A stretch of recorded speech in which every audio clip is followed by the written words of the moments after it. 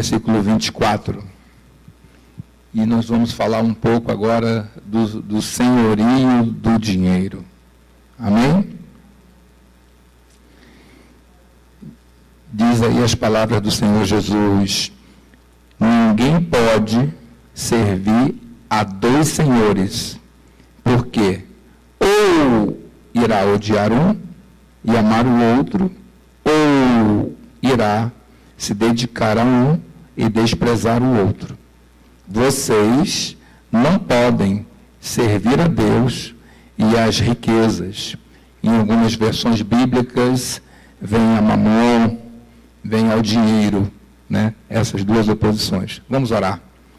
Senhor, nosso Deus, nosso Pai, te agradecemos, Senhor, pela leitura da Tua Palavra, por essa oportunidade de estarmos abordando um tema altamente espiritual, Senhor. Toca no meu coração, toca no coração dos meus irmãos, que a gente possa estar agora, Pai, retirando as escamas, Senhor, todo preconceito em relação a esse tema, Senhor, toda dificuldade, Pai, ou toda vertente equivocada que a gente possa ter no nosso pensamento em relação a algo que nos parece tão comum no nosso cotidiano, Pai, mas que Tu possa trazer para nossa mente, Pai, uma fé, Pai, uma nova consciência, uma nova mentalidade, Pai, em relação a essa dualidade, Pai. Te servir, Pai, ou servir ao dinheiro. Então, nos abençoa nessa noite, usa-me conforme a Tua vontade, Senhor, e seja feito a Tua exclusivamente vontade nessa noite, guiada pelo Espírito Santo de Deus, é o que nós lhe pedimos, em nome de Jesus. Amém. Aleluia. Sobre esse versículo, nós poderíamos falar a noite toda sobre ele. O dinheiro é um assunto tão comum no nosso dia a dia. Então, quando você entra com essa oposição entre servir a Deus ou servir ao dinheiro, o pastor João Paulo até falava aqui anteriormente, né? Seja fiel, meu irmão. Sirva o Senhor, porque a qualquer momento o Senhor vai te usar. Vão te procurar nisso aqui. Então, essa dualidade entre Deus o Senhor e o dinheiro, nos coloca, nos aponta para uma questão de que o dinheiro é um Deus, ainda que seja um Deus com D minúsculo, mas o dinheiro é um Deus. Não foi à toa que o Senhor Jesus Cristo colocou aqui uma conjunção coordenativa, que ela só é usada para dúvidas ou para exclusão. Então, Jesus não colocou um meio termo. Não há um meio termo entre servir ao dinheiro e servir a Deus. Não tem essa opção. Apesar de que muitas vezes nós temos a oportunidade de estar servindo ao Senhor no domingo e servindo ao dinheiro de segunda a sexta. Voltando a servir o Senhor no domingo e servindo ao dinheiro de segunda a sexta. Mas não há essa possibilidade. Jesus usou ou. E para caracterizar esse Deus, dinheiro, esse Deus com D minúsculo, que nós temos aqui, ele colocou os verbos mais significativos para Deus Pai, e para Ele o Senhor, que foi servir, amar e dedicar. Ou seja, ou você ama ou você odeia. E o amor é o cerne de toda a ação de Deus. De toda a ação de Deus é o amor. E ele colocou em relação a esse Deus com D minúsculo. Esse Deus, como qualquer outro, ele exige culto. Ele é um Deus que exige culto. Na nossa memória cristã e evangélica, nós estamos acostumados a entender, nesse campo da idolatria, as imagens, Baal, poste Baal, Aserá, todos aqueles deuses que não são mais comuns no nosso cotidiano. Até entendemos algumas imagens de outras religiões não cristãs ou anticristãs, que a pessoa possa estar colocando lá como um objeto parado, sem movimento, mas não atentamos para esse Deus de D minúsculo que anda no nosso bolso, que anda na nossa conta bancária, que, eu diria para vocês assim, determina o conjunto das relações humanas em toda a Terra. Talvez essa idolatria seja a pior de todas as épocas. O dinheiro em si, moeda que nós pegamos, né, foi algo criado pelo sistema do mundo, pelo sistema financeiro, há 700 anos antes de Cristo. Lá na Turquia, que fizeram essa moeda. Por quê? Havia aquela dificuldade de se trocar as coisas. Né? O mundo foi crescendo, foi se desenvolvendo, as pessoas trocavam, como o pastor Rafael mesmo falava, eu plantava milho e levava o milho para trocar por galinha. Então o cara criava galinha e eu plantava o milho. Então nós trocávamos o milho por galinha. Chegou uma época que a diversidade de produtos, a necessidade de troca, impôs a criação da moeda. Então se criou a moeda. Então a gente passou a olhar para a moeda como um instrumento de troca. Então para o mundo vê o dinheiro basicamente como elemento cambial, que facilita o sistema de troca, que por sinal está se digitalizando a cada dia mais se tornando digital. Então o mundo vê o dinheiro como sistema cambial. O Senhor Jesus nos mostrou o dinheiro como um Deus. E que ele disse que não há condição de você amar um e amar o outro. Servir a um ou servir o outro. E é muito difícil falar sobre isso, porque nós temos na nossa nação duas vertentes religiosas que tratam do dinheiro. Uma vertente muito forte e histórica, que é a vertente católica, muitos de nós somos oriundos de uma vertente católica, onde a ideia franciscana, a ideia da pobreza, como meio de alcançar a salvação, ou de alcançar o favor de Deus, era muito forte. E a outra vertente, vindo lá de fora, mais no campo evangélico, que é a teologia da prosperidade, que é uma vertente que trabalha, às vezes, até com estímulo à cobiça, com estímulo a negociar com Deus. Então, são duas vertentes muito fortes na nossa sociedade. Então, assim, para falar sobre isso, para um grupo de pessoas, você sabendo que pode ter pessoas ali que não têm o dinheiro de pagar a sua conta de luz, que talvez não tenham o dinheiro para fazer as compras da semana que vem, não tem o dinheiro para fazer uma feira, não tem o dinheiro para comprar uma medicação para o seu filho, não tem como pagar um plano de saúde, não tem como pagar uma consulta. Aí eu chego assim e digo que o dinheiro é um Deus, que amar esse dinheiro é uma prática idólatra. Não é fácil você abordar esse assunto para um necessitado. Como é que nós vamos falar de que aquilo do que ele necessita, entre aspas, entendendo como o mundo cambial de necessidades, uma pessoa desempregada? Mas Jesus disse, ele usou o ou você serve a um, ou você serve o outro. Então, como é que nós vamos entender esse componente de adoração? Como é que nós vamos compreender isso? Eu diria assim, o bispo MacArthur deixou uma frase dizendo assim, ele é um Deus que exige culto, uma entidade passível de ser amada. Eis a razão porque o dinheiro exerce tamanho poder sobre a vida do ser humano. Aí você começa a entender que ele é um Deus, porque é justamente na ação desse Deus que faz com que uma pessoa não tenha suas necessidades atendidas. O poderio do dinheiro no sistema do mundo, comandando as pessoas e acumulando poder na mão das pessoas, usando para a violência, usando para assédio, usando para desenvolvendo a sua avareza, esse amor ao dinheiro, essa obsessão pelo dinheiro, por ter mais coisas, por acumular mais coisas, para que essas coisas possam te fascinar e lhe impor o desejo de ter essas coisas, é que levam pessoas a terem necessidade. O poder que o dinheiro tem dentro no âmbito da humanidade para gerar guerras, pessoas dominarem pessoas, grupos dominarem outros grupos, terem grupos em suas mãos, e até para nós termos o desejo daquilo, de termos aquilo. Tudo isso é um efeito desse Deus. E esse Deus, desde antes de Cristo, ele atua. E passa despercebido entre nós. Porque ele consegue chegar no âmbito da igreja. No âmbito da igreja. Quando eu não tenho discernimento que ele é um Deus.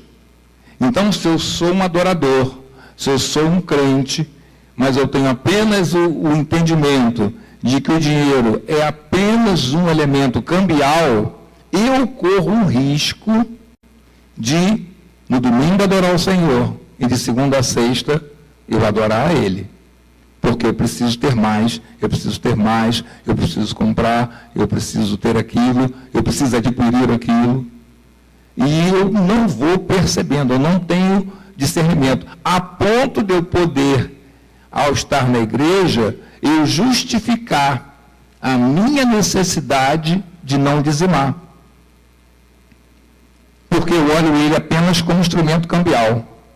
Eu não vejo ele como um Deus.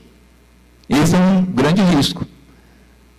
Se eu vejo ele como instrumento cambial, eu posso ofertar, posso não ofertar, posso dizimar. Esse mês eu estou com a conta do cartão apertada, então esse mês eu não dizimo. E vou fazendo. Eu vou negociando com Deus. Eu vou negociando no meu relacionamento com a igreja, no meu relacionamento com o Senhor. Paulo diz em Colossenses 3, depois vocês anotem, depois vocês vão lá. Colossenses 3, 5. Portanto, façam morrer tudo o que pertence à avareza terrena. Aí vem imoralidade sexual, impureza, paixões, maus desejos e a avareza, que é o grande apego ao dinheiro, que ele diz que é a idolatria. A grande questão é como mudar essa situação no meio da igreja. Como mudar essa situação no meio da igreja? Só por um amor muito grande. Só por um amor maior. Como é que o Senhor Jesus foi utilizado como instrumento do Pai? Como é que o Pai fez? Em João 3,16. Deus amou o mundo de tal maneira que deu o seu Filho unigênito, para todo aquele que nele creia, não pereça, mas tenha a vida eterna. Só por um amor maior você consegue enfrentar isso. E um amor, um grande amor, é um amor sacrificial. Ou seja, somente pelo poder do amor maior, que ama a Deus de todo o coração, não é um coração dividido, é amar a Deus de todo o coração e de toda a alma, de todo o espírito, ama também. Ou seja, amar a Deus de todo o seu coração, de toda a alma e de todo o espírito. Não tem como dividir esse amor. E esse amor, essa aliança, esse amor maior, foi fechado, né? Bateu o martelo o Senhor Jesus, o Espírito de Cristo, por meio da boca de Jeremias, apontou essa relação. Nós mensalmente nos reunimos na ceia do Senhor. Na ceia do Senhor, nós comemoramos a nova aliança. A nova aliança. Não é isso? A nova aliança. Esse sangue representa a nova aliança. O Senhor ceiou com seus discípulos a última ceia, estava lá no cenáculo, e ele fechou aquela aliança. Aquela aliança foi resultado de quê? Do que foi o resultado daquela aliança? Jeremias 24, 7. Jesus diz, eu lhes darei um coração para que me conheçam, para que saibam que eu sou o Senhor. Eles serão meu povo, eu serei o seu Deus, porque se voltarão para mim de todo o coração. De todo o coração. Não poderia, na nova aliança, eu ter o meu coração dividido. Eu não posso dividir o meu coração com outro Deus. Ainda que esse Deus, eu não tenha condição de identificá-lo, mas eu não posso dividir meu coração com outro Deus. Vocês me buscarão, Jeremias 29, 13, vocês me buscarão, me acharão quando me buscarem de todo o coração. E serei achado por vocês, diz o Senhor, e farei com que mude a sorte de vocês. Jeremias 32, ele diz, farei com eles uma aliança eterna, segundo o qual não deixarei de lhes fazer o bem, porém o meu temor no coração deles, para que nunca se afastem de mim. Terei alegria em lhes fazer o bem, e os plantarei firmemente nesta terra de todo o coração. Então, a nova aliança, quando você vem para a ceia, aquela ceia representa também uma aliança que fizemos com o Senhor, que Ele nos deu o Espírito Santo para circuncidar o nosso coração, para que a gente o ame de todo o coração. E tudo que Ele faria por nós, Ele faria de todo o coração e com toda a sua alma. Então é o todo pelo todo. É o princípio que justifica o reino de Deus. É o todo pelo todo. Eu não posso dividir o meu coração entre dois deuses. O dinheiro ou o Senhor. Ou eu sirvo a um, ou eu sirvo o outro. Foi assim que Jesus nos colocou esse problema. No entanto, você percebe que pessoas que não identificam o discernimento, né? Ela não consegue se discernir essa questão do amor ao dinheiro, que muitas vezes elas justificam não ficar na igreja porque ficou ofendida por causa de uma oferta, por causa de um pedido de dízimo, pelo momento de entregar alguma coisa em relação a alguma contribuição na igreja.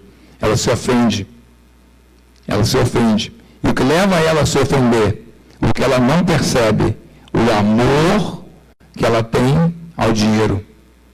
Ela não sabe, mas o amor que ela tem ao dinheiro faz ela se ofender pelo pedido de oferta, pelo dízimo. Essa é uma situação.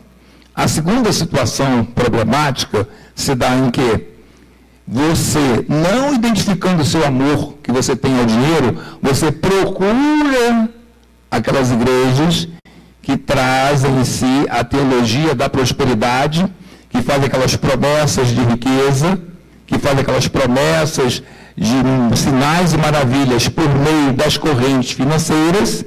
Você procura essas igrejas. Quando você procura essas igrejas, por algum motivo o resultado não foi aquele que você esperava. Você se decepciona. Você sai da igreja. Você sai decepcionado. A teologia estava errada? A doutrina estava equivocada? Estava. Mas o que levou você a procurar aquela igreja, em vez de vir para uma igreja que está pregando o evangelho do reino? O amor que você tem ao dinheiro. Porque você tinha uma expectativa de dar um carro de oferta e sair com 3 empresas. Porque essa foi a promessa que foi feita na corrente. Você entrega o seu carro, você entrega a sua casa e você vai sair daqui com 3 casas, 4 casas. Não aconteceu. Você se decepciona. Sai da igreja, passa a odiar Deus, passa a odiar pastor, passa a odiar a igreja, tudo decorrente do amor que está contido no seu coração ao dinheiro. Ao dinheiro.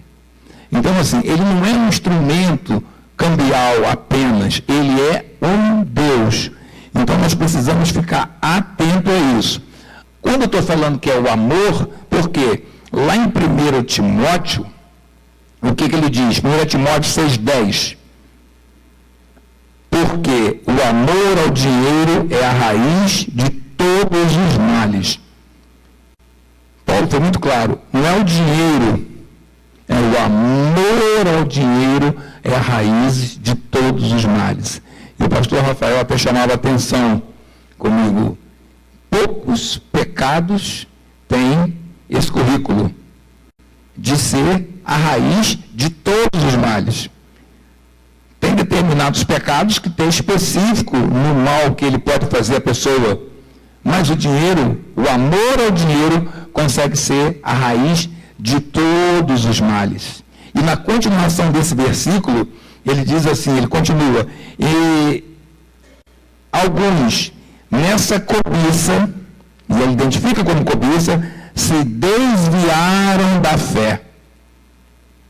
Entenderam o que aconteceu com quem procurou as correntes para ganhar dinheiro? Quem negociou com Deus? Olha o que Paulo fala. Se desviaram da fé e atormentaram-se a si mesmo com muitas dores. Por quê? Tem um componente no dinheiro que ele não satisfaz. Eclesiastes 5:10 diz assim: quem ama o dinheiro jamais se fartará de dinheiro. Eclesiastes, quem ama o dinheiro jamais se fartará do dinheiro. Se você observar a situação que acontece na sociedade, toda a situação de roubalheira, eu diria assim, corrupção, você fica assim, meu Deus, mas ele já tinha ganho tanto. Ele já tinha ganho tanto.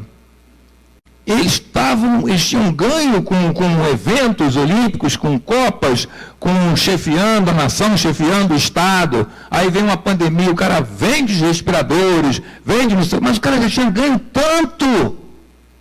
Mas a palavra de Deus diz, quem ama o dinheiro jamais se fartará do dinheiro. Então, se você entrar na igreja porque você ama o dinheiro, você vai fazer uma corrente, você vai fazer 2 correntes, você vai fazer 3 correntes, até você se aborrecer. Porque você não vai se satisfazer. Ainda que por meio da primeira corrente você dê um carro e ganhou 2, o que você vai fazer? Agora eu quero levar 2 carros, eu quero 4. Agora eu quero 8 carros. Agora eu quero um apartamento, vou dar um apartamento, eu quero uma fazenda. Porque a palavra diz, quem ama jamais se fartará de dinheiro. É uma estratégia desse Deus. Por quê? Se ele te fartar, você o abandona.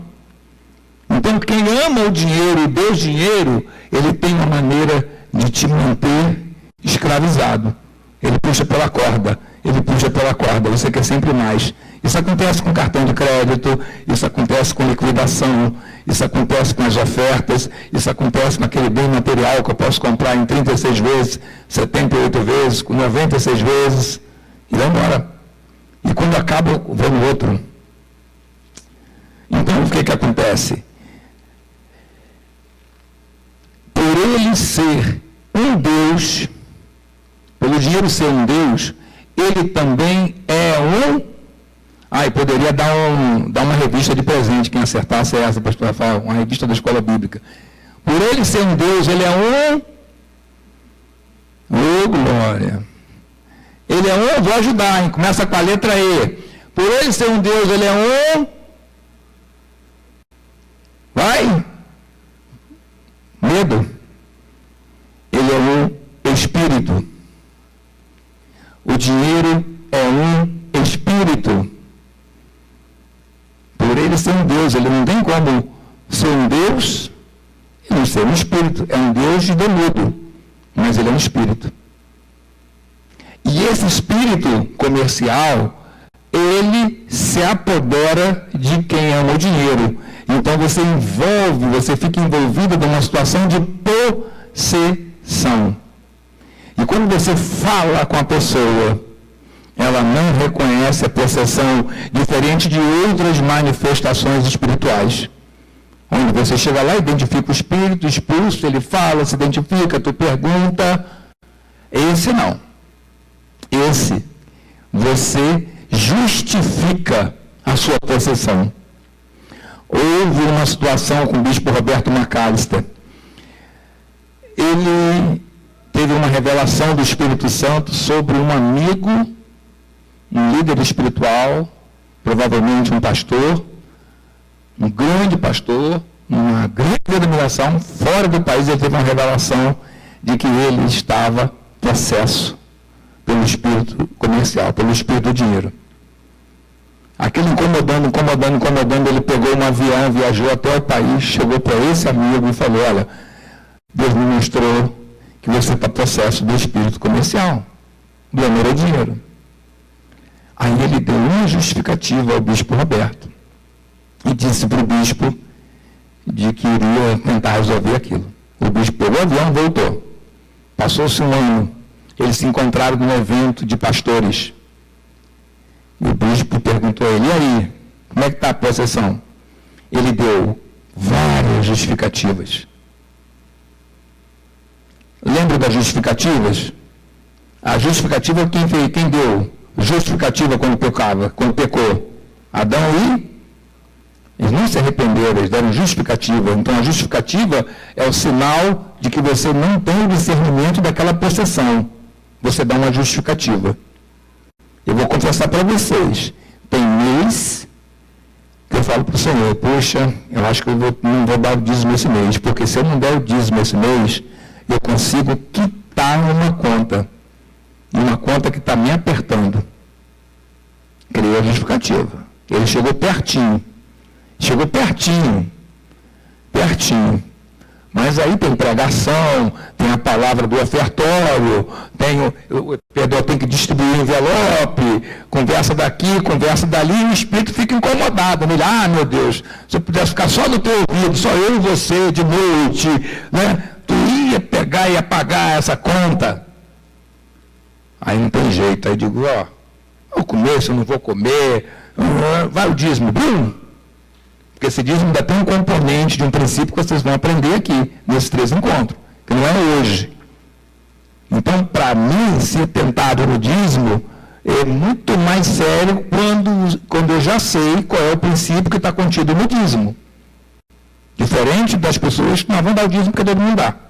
Mas tem um princípio espiritual contido no dízimo. Então ele chega aqui, Aí eu tenho a justificativa é plausível. É verdadeiro, eu tenho a conta mesmo. Eu não vou pegar o dinheiro e vou gastar com cerveja, cigarro, mulheres, no bar. Não. É uma conta justa. Não é algo que, eu vou gastar isso aqui com jogo, vou jogar na Mega Sena. Não. É uma conta real. Ele chega. Só que no caso do bispo Roberto McAllister, ele encontrou a 3ª vez com um amigo. E sabe onde foi o encontro?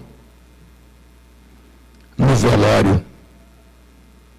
No velório do amigo. Esse testemunho está escrito no livro, né?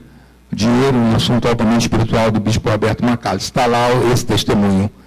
Ele encontrou ele no velório. Então o dinheiro é um espírito. É um espírito e é um Deus que exige devoção. O excessivo amor ao dinheiro é uma grave doença espiritual. E este amor constitui um perigo mortal. Então, ele é um Deus, exige devoção, dinheiro. O excessivo amor é uma grave doença espiritual. E eu podia falar só o amor, né? Mas o excessivo amor é uma grave doença espiritual. E este amor constitui-se num perigo de morte. Vamos abrir nossa Bíblia. Agora eu falei do bispo Roberto McAllister, do testemunho dele. Vamos na palavra de Deus. Atos 5. Livro de Atos 5. Vocês já conhecem a história. Vou começar do versículo 1, Atos 5. Ananias e Safira. Ananias e Safira. Chegaram lá? Amém? Entretanto, certo homem chamado Ananias, com sua mulher Safira, vendeu uma propriedade, mas reteve uma parte do dinheiro e Safira estava ciente disso. Deixa eu anteceder uma coisa para vocês aqui. Deixa eu ver se eu consigo falar. Eu consigo falar? Não consigo. Vamos lá. A Safira estava ciente disso, levando o restante, depositou aos pés dos apóstolos. Então Pedro disse: Ananias, por que você permitiu que Satanás enchesse o seu coração para que você mentisse ao Espírito Santo, retendo parte do valor do campo? Não é verdade que, conservando a propriedade, seria sua? E depois de vendida, o dinheiro não estaria em seu poder? Por que você decidiu fazer uma coisa dessas? Você não mentiu para os homens, mas para Deus. Ouvindo essas palavras, Ananias caiu morto e sobreveio grande temor a todos os que souberam do que tinha acontecido. Bom, vou encurtar aqui e vou ampliar a história. Aconteceu de que a esposa dele também compactuou e quando ela chegou, Pedro falou com ela, ela confirmou que sabia do que tinha sido feito e ela veio a morrer. Ou seja, aquela época da igreja primitiva, eles vendiam suas propriedades, suas terras e suas casas e depositavam os recursos aos pés dos apóstolos. Não era teologia da prosperidade. Porque nessa época, os cristãos, os crentes, não conseguiam emprego. Não conseguiam emprego. Eles tinham, para conseguir emprego, eles tinham que idolatrar. Eles tinham que servir a Mamon. De uma forma indireta, eles tinham que servir ao dinheiro. Se eles não servissem o dinheiro, eles não conseguiam emprego. Como é que seria feito? A Diana, a deus Diana, era a deusa das corporações de ofício. Era a deusa dos sindicatos. Era a deusa dos sindicatos. Para você trabalhar em qualquer ofício, você tinha que assinar uma declaração de que você adorava a Diana. E você ia tirar um dia na semana para cultuar a Diana. Agora você pensa, Atos dos Apóstolos, Espírito Santo, Pentecoste, vai procurar um emprego. Assina essa carta aqui para Diana. E aí? Cheio do Espírito Santo, assina essa carta para Diana? Assina não. Contra o meu Senhor? Não assina não. Então havia, essa igreja, ela tinha a prática de recolher os recursos e dividir os recursos. E diz a palavra de Deus aqui, anteriormente, diz assim, 4, 6, 10 versículos atrás, da multidão dos que creram, era um coração e uma alma, um coração. Ninguém considerava exclusivamente sua nenhuma das coisas que possuía. Tudo, porém, lhes era comum. Com grande poder, os apóstolos davam testemunho da ressurreição do Senhor Jesus Cristo e em todos eles havia abundante graça. Não havia nenhum necessitado entre eles. Porque os que possuíam casa, terreno, vendiam e traziam os valores aos pés dos apóstolos. Não era corrente. Vamos jogar o dinheiro lá, vou jogar anel, relógio, o dinheiro do carro, cheque, para fazer uma corrente para eu sair dali mais poderoso, com mais casas. Era porque ao colocar nos pés dos apóstolos, você estava colocando o dinheiro no lugar dele. Esse Deus, nos nossos pés, debaixo dos nossos pés. O local do dinheiro é debaixo dos pés dos sacerdotes, é debaixo dos pés dos que servem ao Senhor. Porque ele vai ter finalidade, ampliar o reino de Deus e fazer com que a comunidade não tenha necessidade. Porque muitos deles não só conseguiriam trabalho se assinasse uma carta de idólatra. Falou muito da igreja primitiva. Falam tantas coisas, né? Que a sombra curava, que o vento batia, que ressuscitava, que fazia um monte de sinal. Mas você já imaginou, se você tivesse que assinar uma carta para trabalhar nos dias de hoje, de que você adora qualquer entidade, não quero citar o nome aqui, mas tivesse que dizer uma dessas entidades, carta assinada, reconhecer tua assinatura em cartório, como é que tu faria? Quer dizer assim, não dá não sei como é que vai ser, vou lá conversar com o pastor Roberto, pastor João Paulo, pastor Rafael, mas alguma coisa vão ter que fazer lá, vai ter que ter uma cesta básica, não sei, vai ter que dar remédio, vai ter que ter alguma coisa. Esse era o contexto dessa situação esse espírito comercial. Então, quando eu disse para vocês, um Deus que exige devoção, tinha que assinar a carta de adoração. O excessivo amor ao dinheiro era uma grave doença, e este amor constituía perigo mortal. E constituiu perigo mortal para Ananias e Safira, que foi a morte espiritual, e também pode ser a morte física. Será que Deus toma a sério o que fazemos com o nosso dinheiro? Com certeza. Com certeza. Para Deus, para o Senhor Jesus Cristo, o nosso dinheiro não é um instrumento de troca cambial. Ele sabe que esse dinheiro, o que ele representa? Ele representa um Deus. E sabe qual é o lugar que ele tem que ficar? Nos pés dos apóstolos, nos pés dos homens e mulheres de Deus. Nós poderíamos pegar vários exemplos aqui, abrir um envelope, onde tem aqui os recursos, onde vai comprar a revista bíblica dominical, que é alimento, o curso da Escola Bíblica Dominical, não é isso? Poderíamos ter aqui os recursos, que nós vamos fazer o lanche do curso de evangelismo, para ir para Copacabana, evangelizar e trazer novas ovelhas. É ali o local do dinheiro, ali é o local dele, ali é o local dele. Por que que ali é o local dele? Porque esse Deus de D minúsculo, esse espírito de possessão, que é o espírito comercial, ele já foi julgado. Os apóstolos sabiam que ele já tinha sido julgado. Onde é que está, Wellington, que ele já foi julgado? O Espírito Santo nos convence do pecado. O Espírito Santo me convence da justiça. E o Espírito Santo, lá em João, me convence do juízo. E o que é o juízo? O príncipe desse mundo já foi julgado.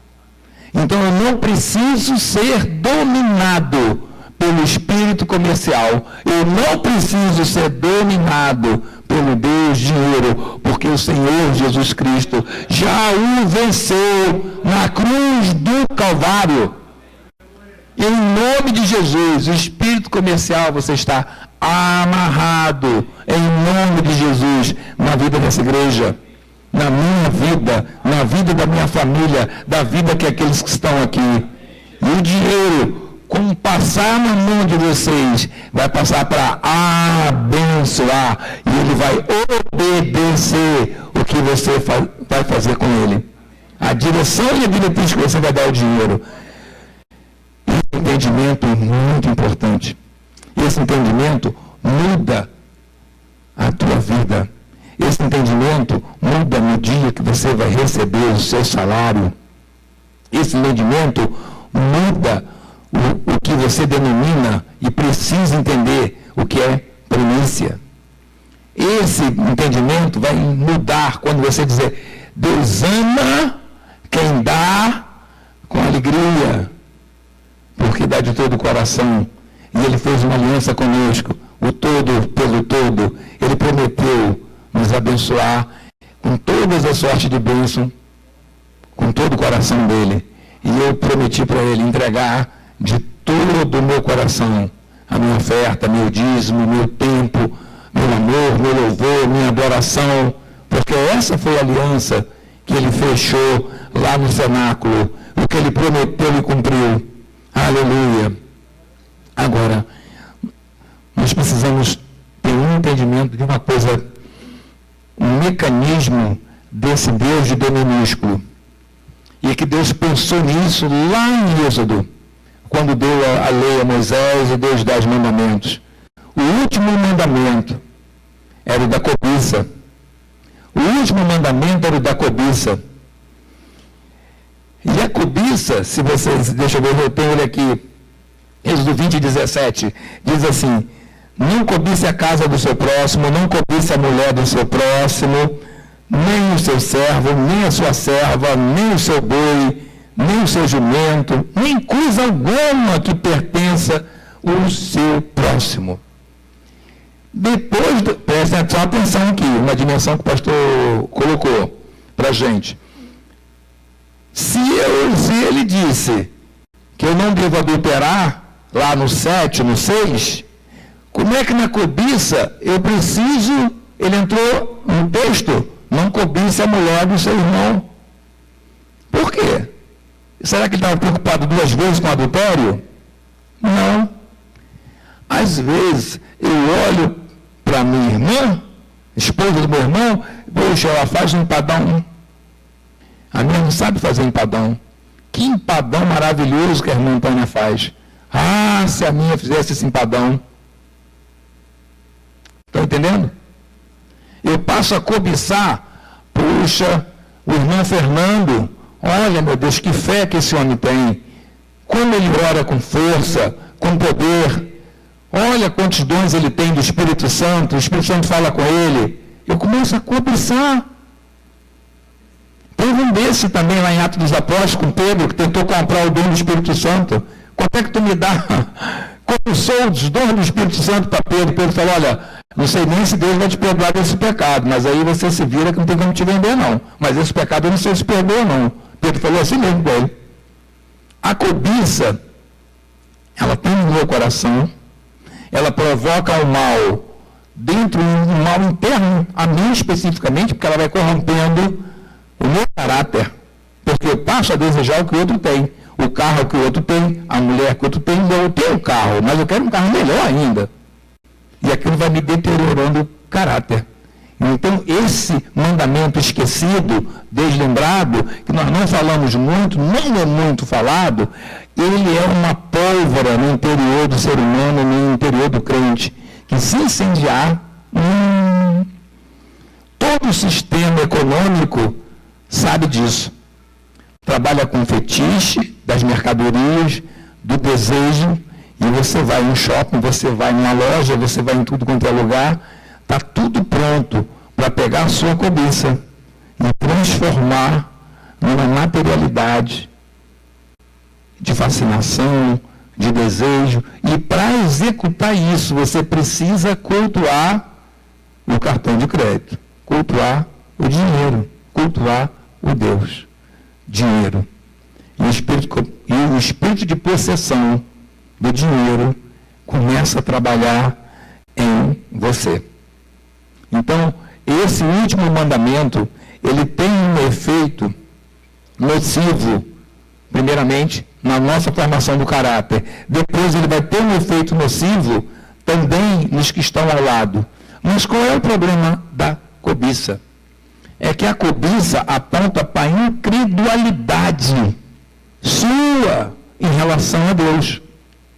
Por quê? O que Paulo disse lá em Filipenses: e o meu Deus, e o teu Deus, e o nosso Deus, segundo a sua riqueza em glória, há de suprir em Cristo Jesus tudo aquilo de que vocês precisam. Se eu creio que na sua riqueza em glória, o nosso Deus pode suprir todas as nossas necessidades, quando eu cobiço algo, eu estou demonstrando o quê? Que eu sou uma pessoa incrédula. Incrédula. Porque eu não creio que ele possa me suprir isso. Todo mundo tem que ter um carro? Todo mundo tem que ter um avião? Todo mundo tem que ter uma fazenda? Não, nem Deus prometeu isso. Deus não prometeu isso. Que todos nós tenhamos uma fazenda, um carro. Muitas vezes, por quê? Eu posso até fazer besteira com o carro. Posso me acidentar. Posso fazer o que com o avião? Posso cair. Então, nem tudo em que os nossos olhos apontam, provocando, por meio do fetiche, do desejo, né, que me leva ao estímulo da cobiça, eu tenho que ter. E se eu não tiver cobiça, eu tenho que ter tudo? Também não. Deus é quem sabe. Deus conhece a necessidade de cada um. Mas quando eu cobiço algo, é porque eu estou com uma prática incrédula em relação ao que a palavra de Deus me prometeu, e prometeu a todos nós. Qual é o antídoto da cobiça? Já estamos chegando no final. Qual é o antídoto da cobiça? Gratidão. Gratidão. Quando você agradece o seu Fusca 66, glória a Deus, o meu Fusquinha 66, ninguém tem mais um desse aqui conservado, bebe pouco, gasolina está disparando, meu Fusquinha 1200, né, Becker? Fusquinha 1200 me leva a qualquer lugar. Quando você é grato a Deus pela sua esposa, você não cobiça do outro. Quando você é grato a Deus pelo seu carro, você não cobiça do outro. Quando você é grato a Deus pelo seu emprego, você não cobiça o emprego do outro. Quando você é grato a Deus pela tua igreja, você não cobiça a igreja dos outros. Quando você é grato a Deus pela tua equipe de pastores, você não cobiça o pastor dos outros no YouTube. Porque você agradece a Deus. E você precisa agradecer a Deus por todas as coisas que Ele lhe deu. Todos os dias. Em tudo, dai graça. Então, o antídoto para a cobiça é agradecer. Agradeça o teu emprego. Agradeça a tua saúde. Agradeça os seus pastores. Agradeça os seus irmãos em Cristo. Agradeça. Agradeça. Esse é o antídoto para vencermos a cobiça, que é o mandamento esquecido, o mandamento desmembrado. Então, o que nós aprendemos hoje aqui? Que o dinheiro é um Deus, que ele é um espírito, que amar ao dinheiro é um grande risco, é uma grave doença e um grande risco de morte. Mas aprendemos também que ele já foi julgado, que ele já foi derrotado, que o Senhor já nos deu a vitória. Então, quando o Senhor Jesus me dá a possibilidade do ou amar a Deus, ou amar o dinheiro, é porque Ele também me deu as condições de vencer e de me posicionar em relação ao dinheiro. E esse Deus do mundo, aonde que eu coloco Ele? Aonde a igreja primitiva colocava? Aos pés dos apóstolos. Porque ali era dividido e redistribuído para atender a necessidade do reino de Deus, que é um reino espiritual e não um reino material. Aleluia. Qual é a preocupação de Deus? Deus está preocupado se eu vou ter carro, casa, fazenda, empresa. Deus está preocupado com o quê? Com a formação do meu caráter. Com a formação do nosso caráter, aleluia, para reproduzir a sua imagem e semelhança. Ao contrário do que muitos pensam, Deus não garante dinheiro, propriedade, riqueza. O que Deus almeja, antes de tudo, é que tenhamos uma vida espiritual, grava isso, uma vida espiritual suficientemente forte para que possamos suportar o peso que o dinheiro possa impor sobre nós. Olha que bonito. Eu quero ter uma vida espiritual suficientemente forte para suportar o peso que o Deus dinheiro possa impor sobre a minha vida. Ou seja, sem que o nosso caráter, agora em formação em Cristo e por Cristo, seja deteriorado pelo espírito comercial.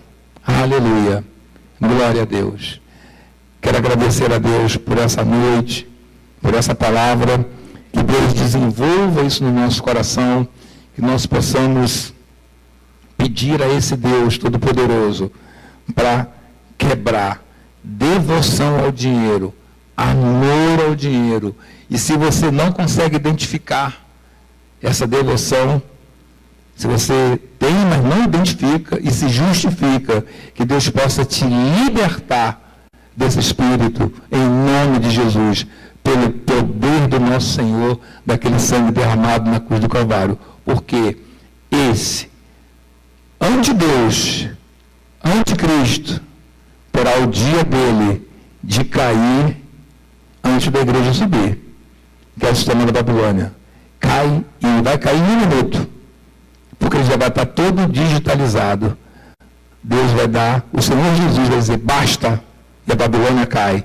E todo o sistema financeiro desmorona.